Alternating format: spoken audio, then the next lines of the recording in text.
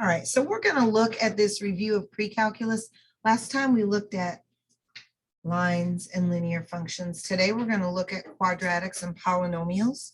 So this is going to definitely feel like review. So there we go.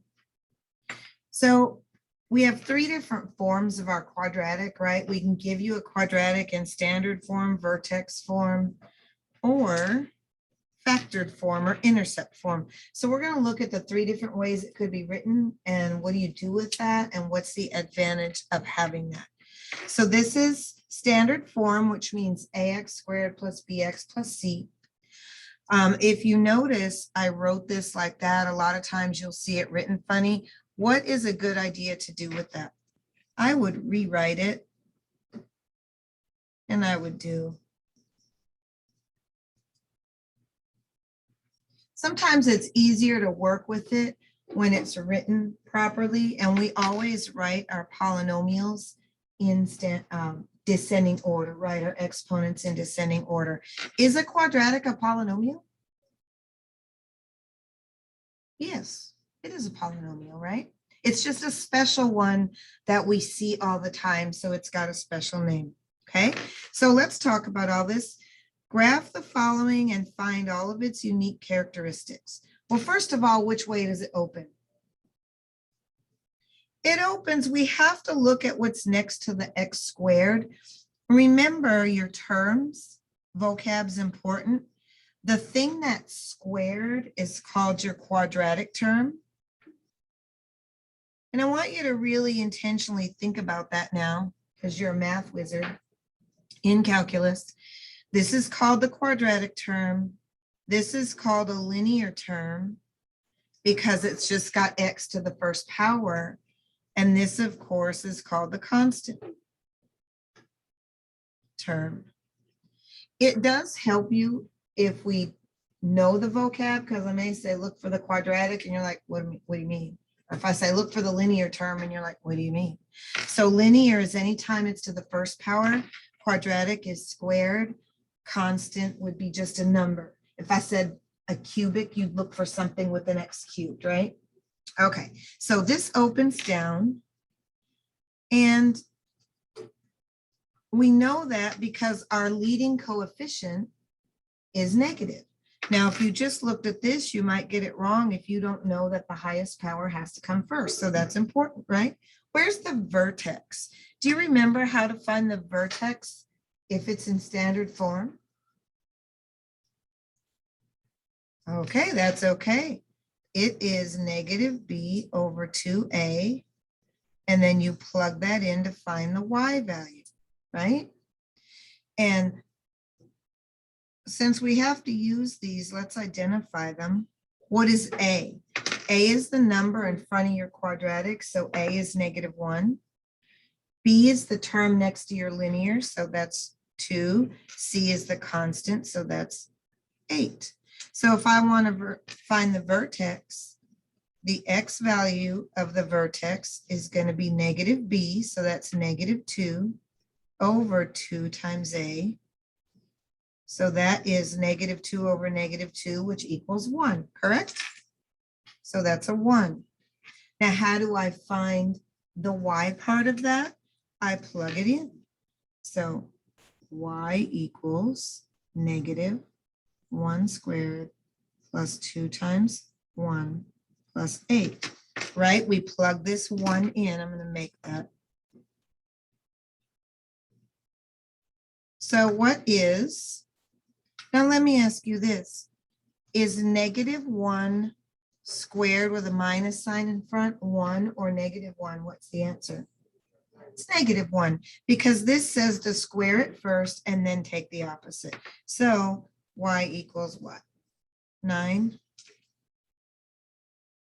right? So let's label that the vertex. The vertex is the answer to a lot of questions, so we want to be good at finding that. Okay, so if the vertex is at 1, 9, I'm going to go over to 1 and go up 9. Now let me ask you this. Is it easy or difficult to graph the rest of the parabola? Do you have to do any work or can you just graph it? You can just graph it. There's no work involved. How come? Who believes there's no work involved? Yeah, right? Because we know this is a squaring function, correct? The A value is just a 1 in there, so it's not stretched or shrunk, right? It's just a standard size. So this says we're going to square x to find y, right? Because it's a y equals x squared function. So if I go over 1 unit, if I go 1 to the right, what's 1 squared? 1, so I go down 1. If I go over 2, what's 2 squared? So I go down 4. If I scoot over from the vertex, 1, 2, 3, what's 3 squared? 9, so I count down 1, 2, 3, 4, 5, 6, 7, 8, 9. Did y'all know you could graph that way? It's that easy. If there was a number in front here, then we just have to multiply by that number. But that's kind of nice, isn't it? No table of values, please. Now, what's the nice thing about a parabola? Well, the points are buy one, get one free, right? Because if I'm here, this is the vertex. So if there's 1 here, there's 1 here. And if there's 1 here, 1, 2 to the vertex, 1, 2. So points are buy one, get one free. So if I know the right side, I know the left side, right? Because parabolas are symmetrical. So now I can. I really hope that you'll set a goal to be a good grapher. It makes all of math easier if you can do rough sketches and graph. And what's the name of this special line that goes down the middle of a parabola? That's your axis of symmetry. So it's easy to see, right? The axis of symmetry is what? X equals 1. Right? And it's always going to be the x value of the vertex. So once I know the vertex, I always know the axis of symmetry, right? We're not doing sideways ones right now because we're looking at functions. What are the x-intercepts? Well, that's easy, right? -2, 0 and 4, 0. When you see the word intercept, I really like you to write it as a point. I think Delta Math might take it either way, but I'm very picky and I want you to always know that an intercept means a point. It's a special point where we are sitting on the x-intercept, right? The y-intercept, of course, is 0, 8. Now, because this is written in standard form, the constant tells you the y-intercept. That only works for standard form. What's the domain? All real numbers. What's the domain of every parabola?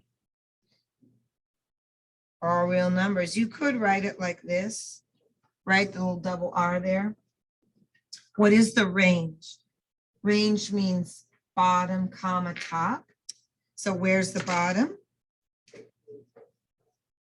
-infinity. And where's the top? 9, right? Remember, the top is not the y-intercept, it is the vertex. And then we need a bracket because we actually do include that point. Transform into vertex form. What is vertex form? That's coming next, but let's see what it is. What is it?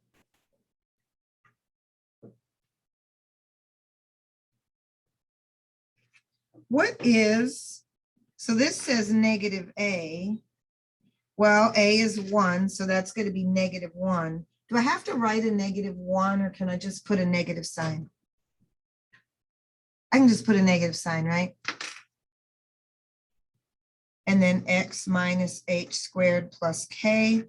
So that is simply the vertex. So that's 1 and 9. So it's very easy to go into the vertex form once you have the vertex. No scary work involved. Are we good? This isn't bad, right? All right. What if I give you the vertex form of a quadratic? What can you tell me from that? Well, let's look. This is H, this is K, and what is HK? Yes, HK is the vertex. Okay, so first of all, the 2 is positive, so which way does it open? Up. If you're unsure, write in parentheses, the 2 is positive. It's always a good thing to do in your notes to write down why is this true. Remember, you really need these notes next August when you head off to college. You're going to want them. All right, what's the vertex? 3, 1. Remember, why are we reading the opposite of the 3? It looks like -3 to me because the formula is x minus h. So h is 3. If it were a plus, that means it's minus a negative, right? So that would x plus h means h is negative, and that's because it's minus a negative and the h is negative. But we kind of just remember, we know it's always the opposite. It's not really the opposite. It's just we turned minus a negative into a positive. Okay, the x-intercepts. I don't know. What's the easiest way to find the x-intercepts? Graph it. So I'm going to put the 3, 1. There we go. Now, it's a squaring function. So if I know x, how far I travel in x, I could just scoot over and square it. So now, when you go, do a pencil for a second. When I move to the right 1, what's 1 squared? 1. So if there was no stretch in front, I would just travel 1. Since there's a stretch, I should travel 1. I just multiply by that number. So I go over 1. 1 squared is 1, but 1 times 2 is 2. So I'm going to go 1, 2 up. And of course, I know they're buy one, get one free, so I could do the other side. Now, if I scoot over 1, 2 from the vertex, remember, we're always moving from the vertex. If I travel over 2, 2 squared is what? 4, but there's a 2 there, so I got to multiply that by 2. And how far up am I going to go? 8. So I'm going to count 1, 2, 3, 4, 5, 6, 7, 8. And then, of course, I can see that that's even. So I'm going to go like this.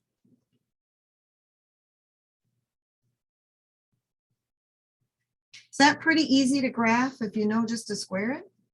Yeah, no stressful graphing. So where are my x-intercepts? Do I have any x-intercepts? No. I don't always have x-intercepts. What about the y-intercept? How do you find the y-intercept? It's not clear on here. What's the algebraic way to find the y-intercept? Yes.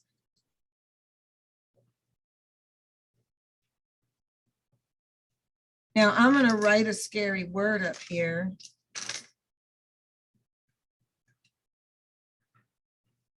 Danger. Don't write 1. A common misconception, when you have these, you're very used to looking at 8 and saying, there's my y-intercept. So what do you think the most common mistake is? Kids look over here and they see this 1, and so they put a 1 in for the y-intercept. No, no, no, no, no, no. We have to plug 0 in for x. So if I plug 0 in for x, I'm going to say y equals 2 times 0 minus 3 squared plus 1. So that's -3 squared, which is 9. 9 times 2 is 18. And 18 plus 1 is 19. Did anyone try to write 1 down? Someone had to try it. Okay, good. The axis of symmetry. Where is that little doodad?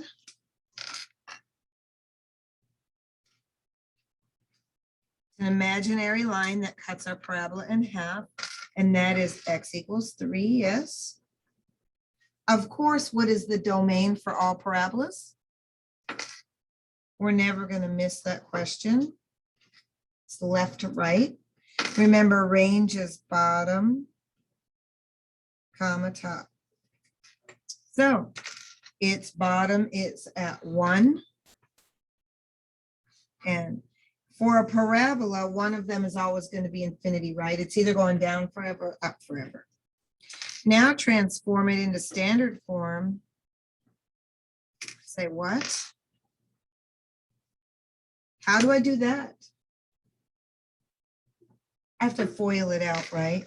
So I have to say f of x equals 2 times x minus 3 squared is really x minus 3 times x minus 3. I feel safer if I write it twice. If I don't write it twice, I might just square x and square 3 and I forget those middle terms. Yikes, then it's wrong. So this is really what? X squared minus 6x plus 9 plus 1.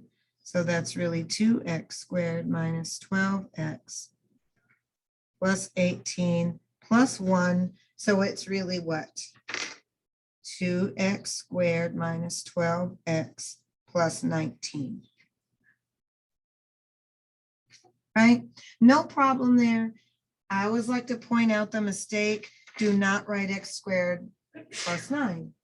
If you don't write it twice, there's a slim chance you can forget that guy. And if we forget that guy, everything's wrong. Okay, so far? This isn't bad, right? All right. What about if I give you the same topic another way? And we have it in intercept form. Sometimes you might see this called factored form.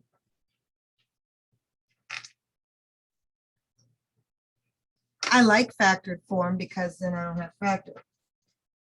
So there's no negative, so I know that this opens up. Now I can't readily see the vertex, but the vertex is very easy to figure out. Let's graph what we know. What are the x-intercepts here? We can see those right from the start. What are they? 3 and -1. So 3 and -1. Now, where does my axis of symmetry have to be? Has to be in the middle of my x-intercepts, so I don't have to work real hard. Oh yeah, there it is.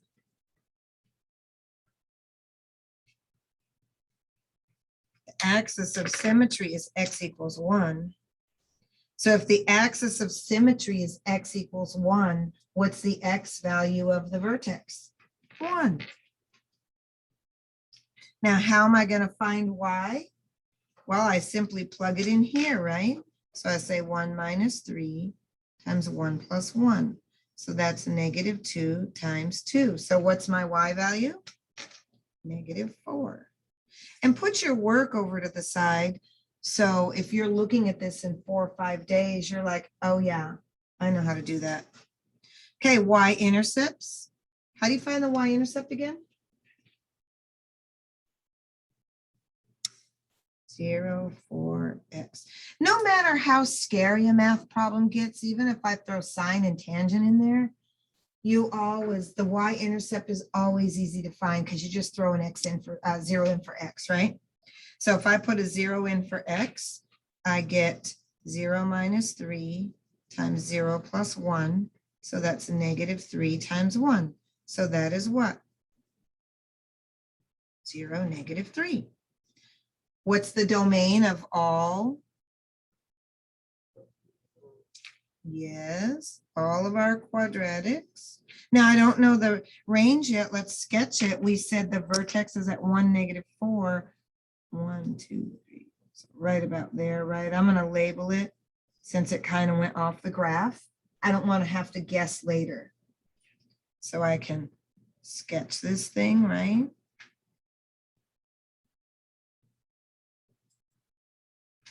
So the range is going to be what? -4 to infinity. Remember, this is always the y of the vertex. What's the mistake people make in picking the range? Sometimes they think it's the y-intercept, right? So you might want to make a note of that. I'll put it in red, not y-intercept. You know, your mind gets going, you're thinking, you're trying to get your work done. And sometimes when you don't have a picture, you look at the y-intercept and say -3. So it's not the y-intercept, it's the y of the vertex. Everybody good with the 3 methods? The rest of this will be easy, right? So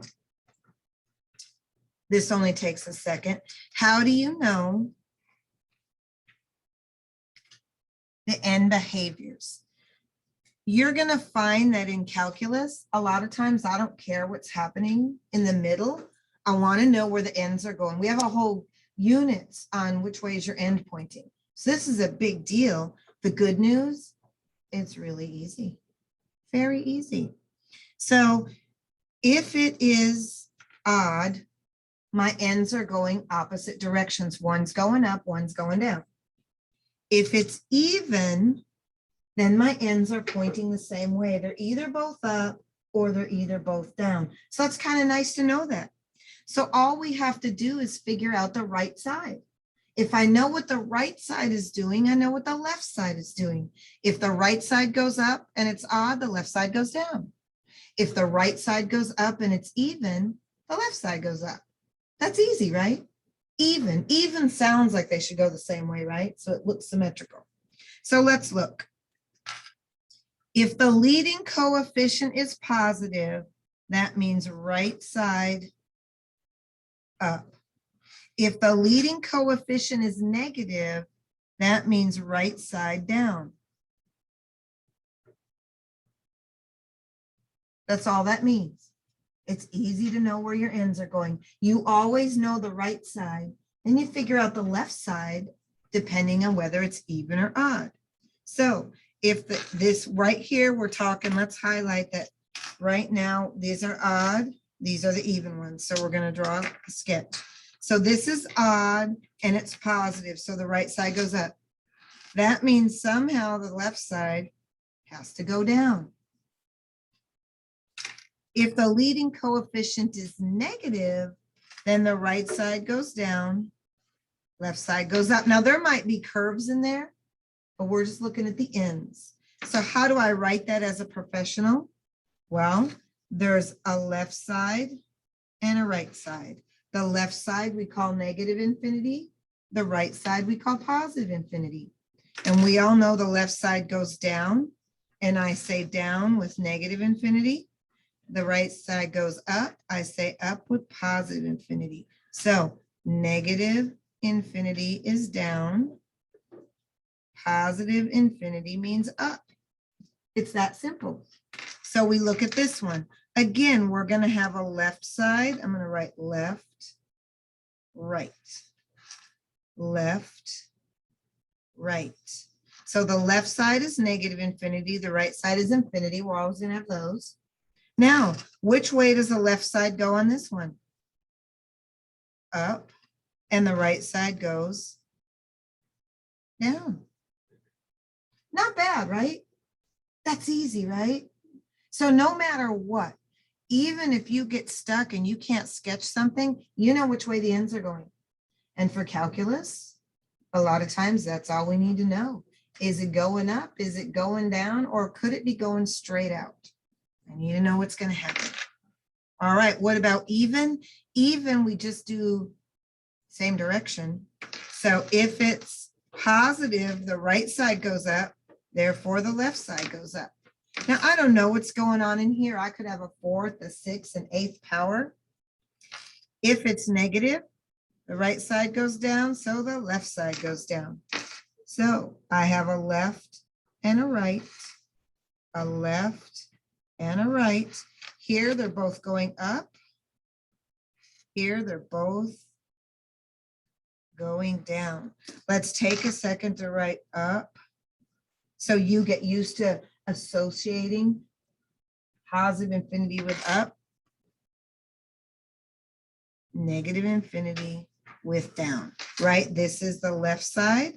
It's left because x is going to negative infinity. This is the right side. Does it matter whether you write the left or right side first? Is there a rule on that? There's not really a rule on that. I could write infinity, then negative infinity. It doesn't matter. I try to write my work in order from left to right if possible. It gives me a system to put in place where I can think about it, right? Not bad. How are we doing? We're good. We can handle one more little thing. It's still review, right? And then we'll be done. Again, remember, this is really probably a page and a half of notes. I just have giant fonts, huge pictures. All right. Last thing we'll talk about. How do you know how many turning points a curve has? Like, does it just turn once? Does it go woo and curl all over? How do you know? Well, the maximum number of turning points that a graph can have is what? 1 less than the degree. If I'm squared, I can have 1 turn. If I'm cubed, I could have 2 turns. I might not have that many, but I could. If I'm to the 4th power, I could have 3 turns. Might not have that many, but I could. Okay, so let's try this. Given f of x is blah, blah, blah, blah, blah, blah, blah. Find the following without your calculator. Then graph. We don't have a calculator yet. We're not getting one for a while because I need you to look at this and know what it looks like without working hard. And we're going to get there. So, yeah, any idea on what we, oh, wait, end behaviors. We got this. Let's see if we could do that. As x approaches negative infinity, as x approaches infinity, then f of x goes where? And f of x just means y. So this is the left side. Now this is positive, and you always know the right side. If this is positive, what's the right side? It's up, it's infinity, right? And if the right side, right? If the right side goes up, which way does the left side go? Down. Let's write y, opposite, because x cubed and 3 is odd.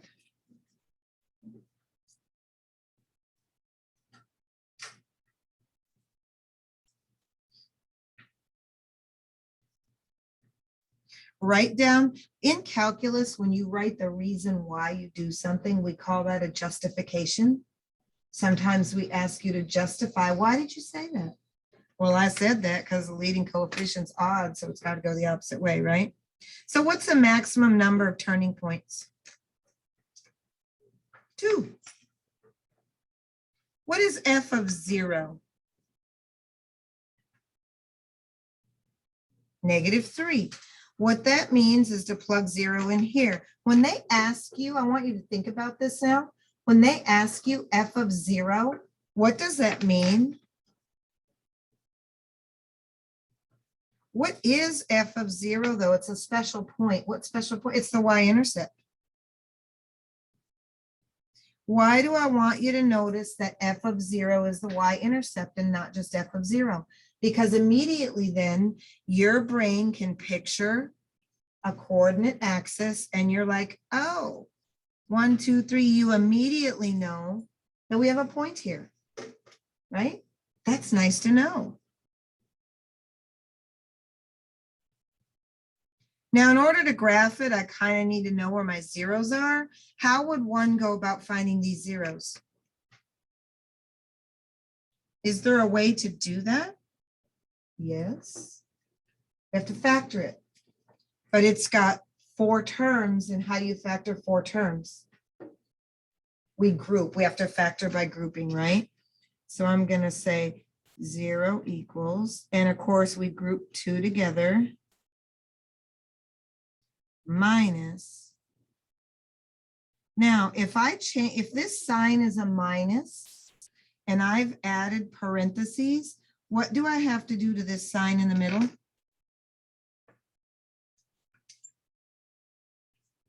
Yes, this is going to be minus and negative, which would turn it positive. So what do I have to do? You have to remember to change that sign, right? If you distribute out a negative, we got to change that sign. Make a note. If minus, change this sign. Maybe I'll put that over there. I mean, I need to look back at these next year when I start college, and I might forget that. I need all the help I can get, right? Okay, so now we'll finish that up.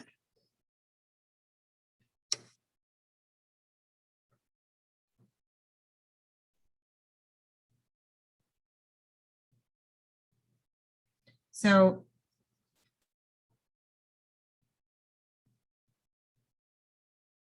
x equals plus or minus 1 and negative 3. These two fellas have to be the same. If they're not, you either made a mistake or it doesn't factor. That doesn't work, right? So we're going to 1. So the zeros are at.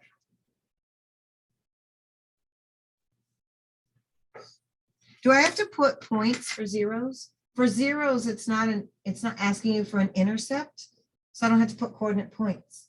Now let me ask you this. Equations always have zeros, but do they always have intercepts? No. It could be floating above the x-axis. Sometimes our zeros are imaginary, right? But we always have the zeros. Multiplicity, what does that mean?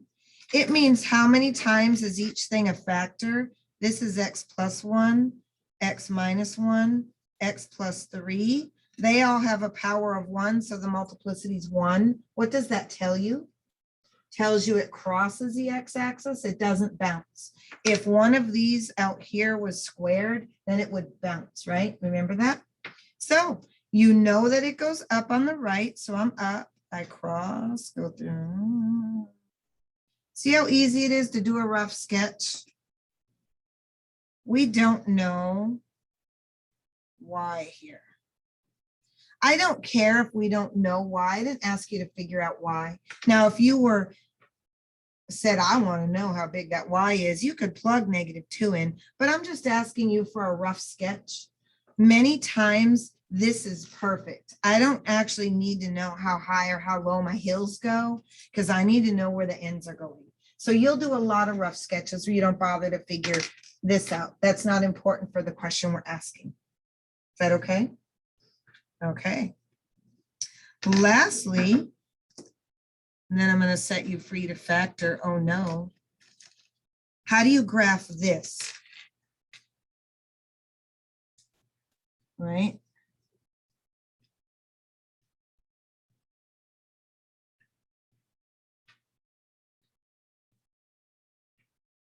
Well, it's all factored, so we know that there's zeros at 0, 4, and -5. So I'm going to put dots there. Now, does this thing open up or down?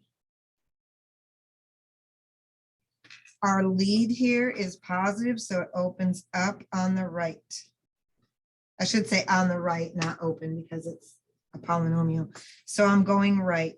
Now, 4 is raised to the first power, so I go through.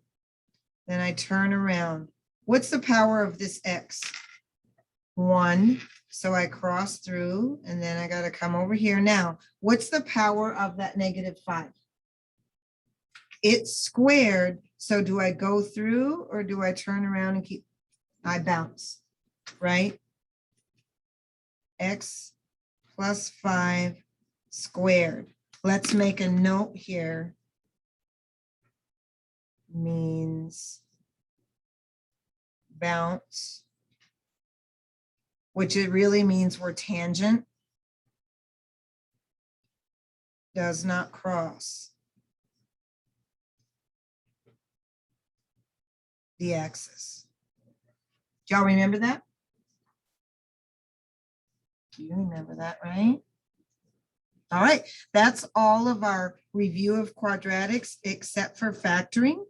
Do y'all want to try this on your own, or would you like a review of factoring? What do you think? I'm going to give you a few minutes. Okay, so factoring a trinomial when you have a 1 in front is easy, correct? You're looking for two numbers that multiply to give you negative 18 that add up to 3. And what two numbers are those? 6 and 3, right? X plus 6, well, negative 3. X minus 3. So we need to be able to do those pretty fast. I'm going to come back to this one because we might have to work on that one. What about this? What is that called? The difference of squares, right? So that's a perfect square. That's a perfect square. So we just square root it and have a plus and a minus, right? The conjugate pairs.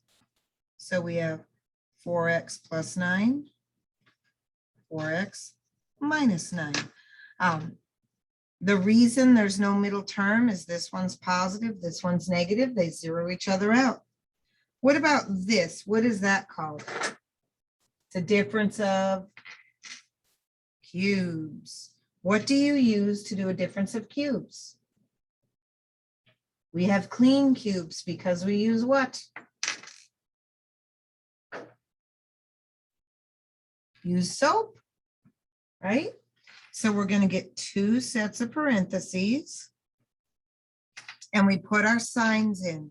Same, opposite, always positive. So same, opposite, always positive.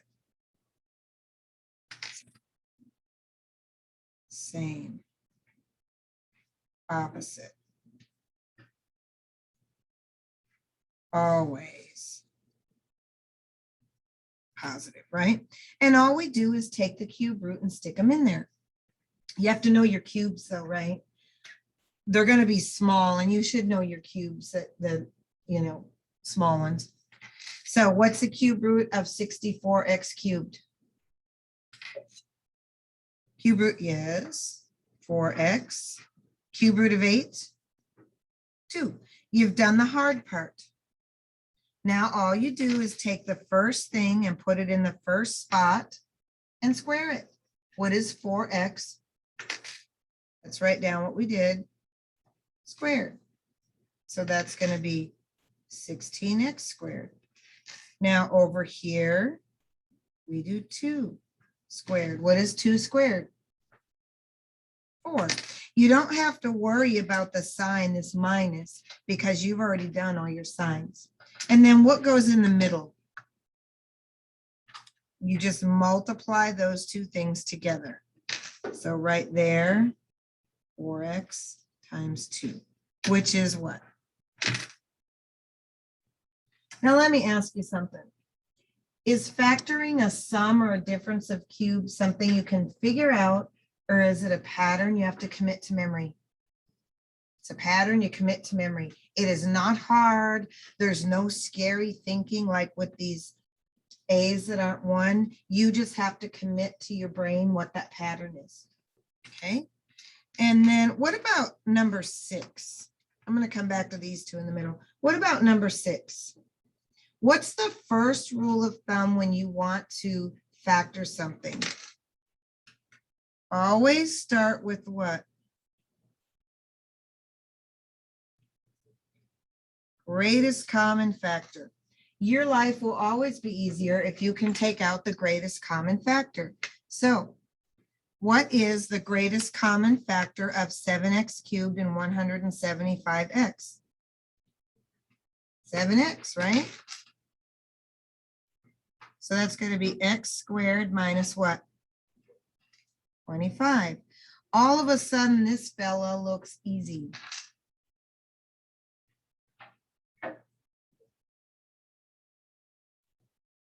And we always factor completely.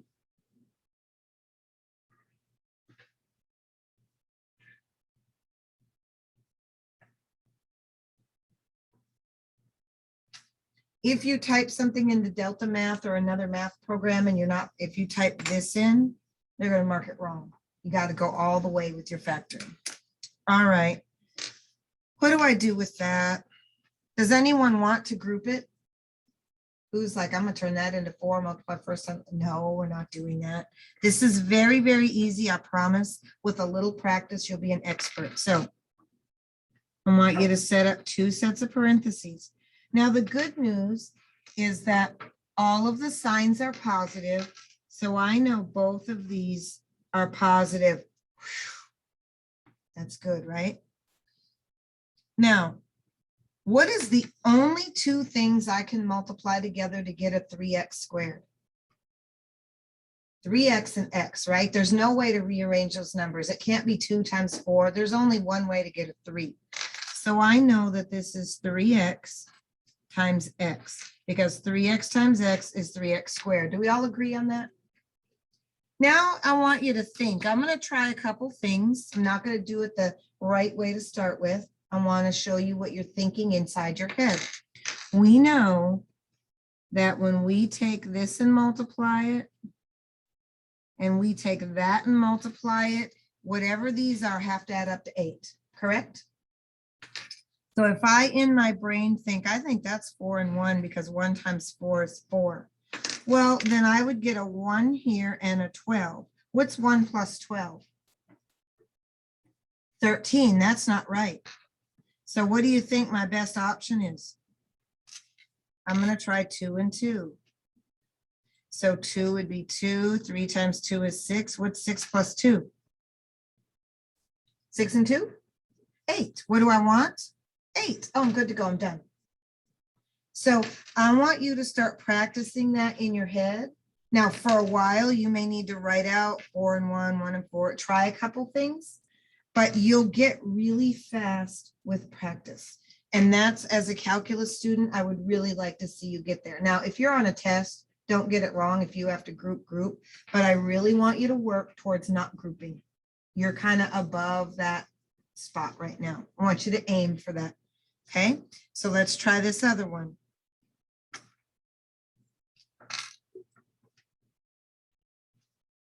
Now, this is a minus, this is a plus. That tells me my signs are going to be opposite. So I'm not going to put the signs in yet. But what's the only way to get a 2? 2 and 1, right? 2 times 1. So I know I have 2x and x. So now I just have to play inside my head for a minute. So let's see. And this is what I'm thinking in my mind, but I'm going to draw it because you can't see inside my mind. So what's a way to get a 12? Just give me something. 6 and 2. Let's try it. What would that do? Well, that would give me 6 and 4, which would be 10. That's not it. You got another combination you think might work? 3 and 4. So that gives me 3 and 8. Oh, can I get a 3 and an 8 to add up to 5? Yes. If the 8 is positive and the 3 is negative, correct? So the 3 is negative, the 4 is positive, and I'm done. Do you see how if you'll play in your head a little bit and just try the different numbers, you'll get the answer? Now, if this was a huge number like 128, I might say go ahead and group because that's just so big. But when we have a prime number for one of those, I want you to really practice guess and check so you don't have to do grouping. Okay, we practiced a grouping on this one, turning it into 4. Does anyone want me to run through a grouping? Are you okay with that? Okay, then.